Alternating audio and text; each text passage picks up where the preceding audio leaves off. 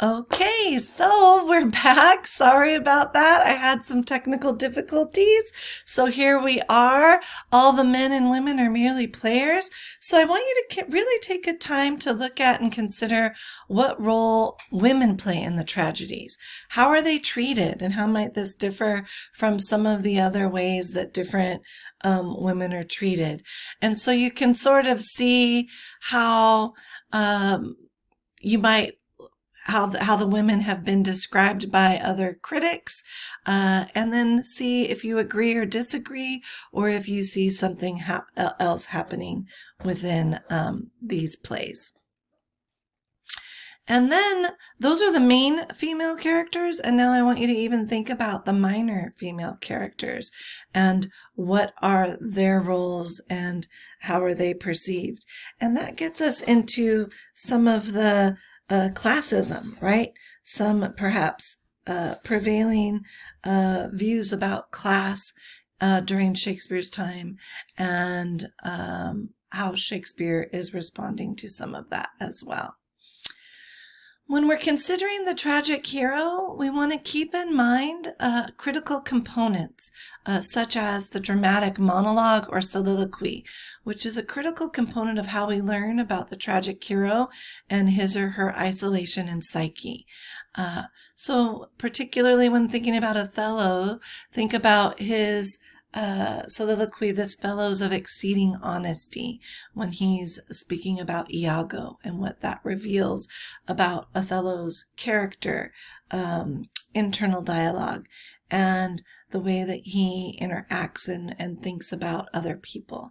Remembering that soliloquies and these dramatic monologues are often performed, the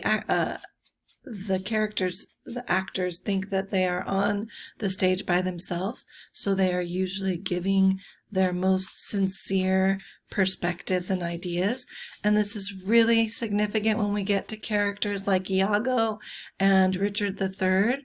When we get to characters who may not be trustworthy, when they have their soliloquies, that's when we really get to know the truth of their heart, beyond all the machinations and everything outside the masks that they're wearing.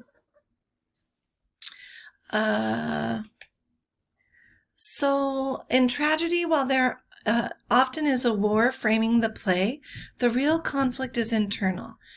We've got the family feud frames Romeo and Juliet. The battlefield is an ever-present theme in Othello, even Macbeth and Hamlet. And so I want you to think about, we'll have another battle scene with Antony and Cleopatra, but there's another frame outside of that. And I want you to just think about what is the overall frame in each play.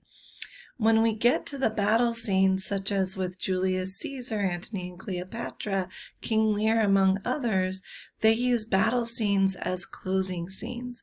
And so I want you to think about that external conflict, however, is not really critical to the plot.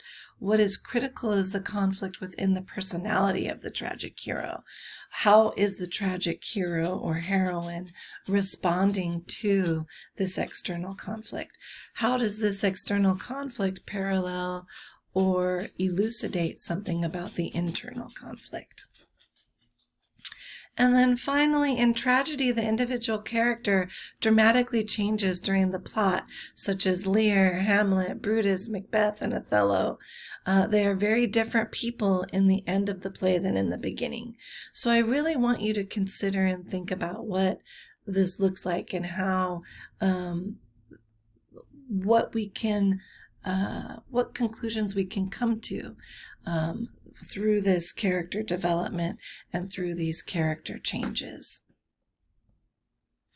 So there are comic relief characters in tragedies. This is unique to Shakespeare's plays. why do you think the comic relief is included? So consider that and think on that. You're going to find that a lot of action takes place off of stage. There's not enough space for pageants or